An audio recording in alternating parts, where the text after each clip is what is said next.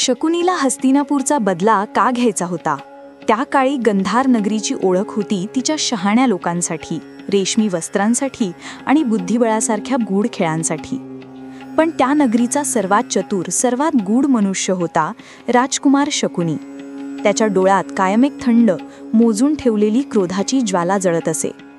जेव्हा तो हसत असे तेव्हा लोकांना ते हसू दिसायचं, पण त्यामागे दडलेली वेदना, अपमान आणि सुडाची आगीची छाया त्यांना दिसत नसे.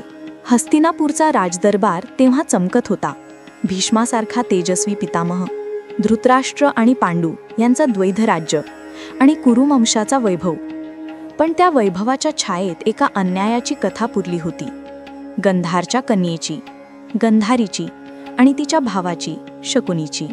गंधार नगरीत जेव्हा हस्तिनापूरचे दूत आले आणि त्यांनी राजाला विवाहाचा प्रस्ताव मांडला, तेव्हा दरबारात कुजबूज उठली. अंधा राजा धृतराष्ट्राशी गंधारीचं लग्न? हा तर अपमान. राजा सुबलाच्या डोळ्यात क्षणभर धक्का आणि पुढच्या क्षणात समर्पण. राजकारणात भावना मोजत नाहीत, पण शकुनीच्या मनात काहीतरी तुटलं होतं. त्या रात्री गंधारी आपल्या भावाशी बोलत होती. भाऊ, मला राज्यासाठी, पित्याच्या सन्मानासाठी हे लग्न मान्य करावं लागेल, पण मला वाटतं हे भाग्य नाही, ही नियतीचं खेळ आहे.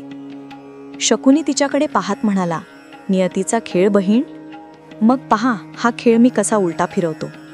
हस्तिनापूर ज्याला मोठं समजतो त्याचं अभिमानाचं महाल मी एक एक वीट तोडेन. गंधारीच्या डोळ्यात पाणी आलं. भाऊ, सूड घेऊ नकोस.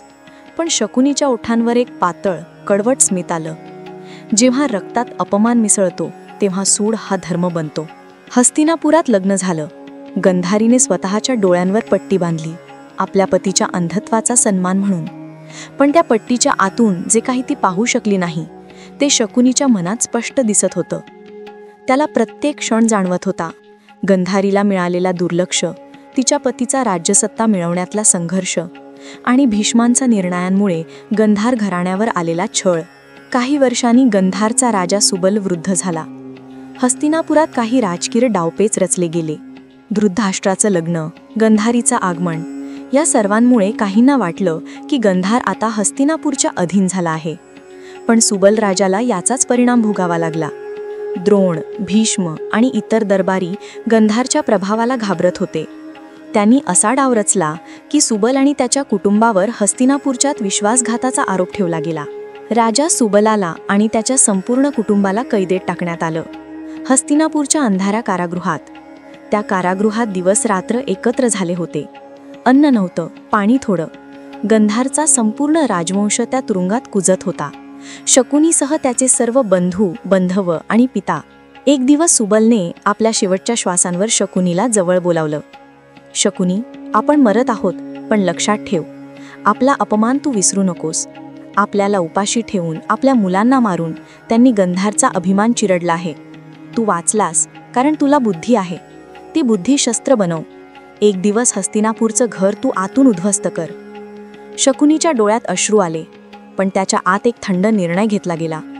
त्यांनी आपल्या वडिलांच्या मृत्यूकडे पाहिलं आणि मनाशी ठरवलं, आतापासून माझं आयुष्य एकच उद्देशासाठी आहे, बदला.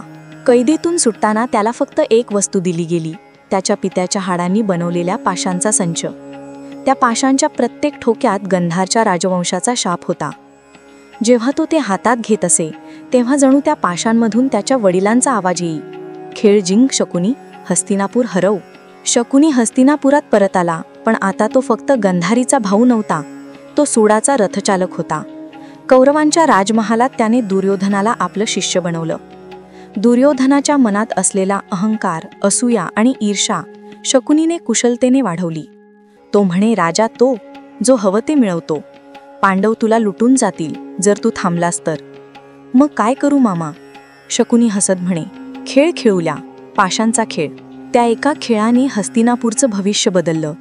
राजसभेत पांडव, कौरव, भीष्म, विदुर आणि गंधारी सगळे उपस्थित होते. शकुनीच्या बोटांनी पाशांना स्पर्श केला आणि त्यांनी मनात उच्चार केला, पिता, हा माझा पहिला डाव आहे. पासे फिरले, दुर्योधन जिंकला आणि पांडव हरात गेले. राज्य गेलं, संपत्ती गेली, प्रतिष्ठा गेली, शेवटी द्रौपदीही गेली. जेव्हा द्रौपदीला राजसभेत ओढून आणलं गेलं तेव्हा शकुनीच्या चेहऱ्यावर एक क्षणभराचा समाधानाचा भाव उमटला. त्याला माहीत होतं आज हस्तिनापूरच्या दलनात तो दिवस आलाय ज्यासाठी त्याने आयुष्यभर वाट पाहिली. पण गंधारीच्या पट्टीमागे दडलेले डोळे अश्रूंनी भरले होते. भाऊ, हे काय केलंस तू? शकुनी म्हणाला. मी काही केलं नाही बहीण, हे त्यांच्या पापाचं फळ आहे. त्यांनी आपल्या घराण्याला संपवलं, आता मी त्यांचं भविष्य संपवतोय. कुरुक्षेत्राच्या युद्धाची सुरुवात झाली तेव्हा शकुनीच्या चेहऱ्यावर एक विचित्र शांतता होती. तो रणांगणावर नव्हता, पण त्याचा डाव तिथे खेळला जात होता. त्याला जाणून होतं की हा युद्ध कौरव आणि पांडवांचाच नाही, तर हा गंधाराचा सूड आहे. एक दिवस युद्धात त्याचीही मृत्यूची वेळ आली. सहादेव त्याच्यासमोर उभा होता, डोळ्यात क्रोध. शकुनी, तूच सगळ्याचा कारण आहेस. शकुनीने हसत उत्तर दिलं, हो, कारण माझ्या डोळ्यात तू जे पाहतोयस ते तू समजू शकत नाहीस. मी सूड नाही घेतला, मी न्याय मिळवला. न्याय? तू ज्याच्या डावाने घर उद्ध्वस्त केलंस त्याला तू न्याय म्हणतोयस? हो, कारण माझ्या पित्याच्या हाडांनी बनवलेल्या या पाशांनी जेव्हा फिरलं तेव्हा प्रत्येक ठोक्यात त्यांच्या मृत्यूची किंकाळी होती. आता ती शांत झाली आहे. त्याच क्षणी सहादेवचा बाण त्याच्या छातीला लागला. शकुनी जमिनीवर पडला. डोळ्यात त्याच्या बहिणीचा चेहरा, पित्याचा मृत्यू आणि हस्तिनापूरच्या सभेतील तो अपमान फिरू लागला. तो शेवटचा श्वास घेताना म्हणाला, गंधार हरलं नाही, हस्तिनापूर हरलं. त्याच्या ओठांवर पुन्हा एक स्मित होतं, सुडाचं, समाधानाचं आणि शेवटी मुक्तीचं. आणि आजही जेव्हा पाशांचा आवाज कुठे ऐकू येतो, लोक म्हणतात हा शकुनीचा खेळ आहे, कारण त्या खेळात फक्त डाऊन होता तर इतिहासाचा सूड होता.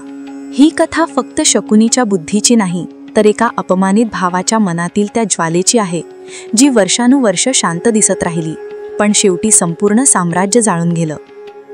मला आशा आहे की ही कथा तुम्हाला नक्की आवडली असेल. व्हिडिओ आवडला असेल तर एक लाईक नक्की करा आणि कमेंटमध्ये जय श्रीकृष्ण नक्की लिहा.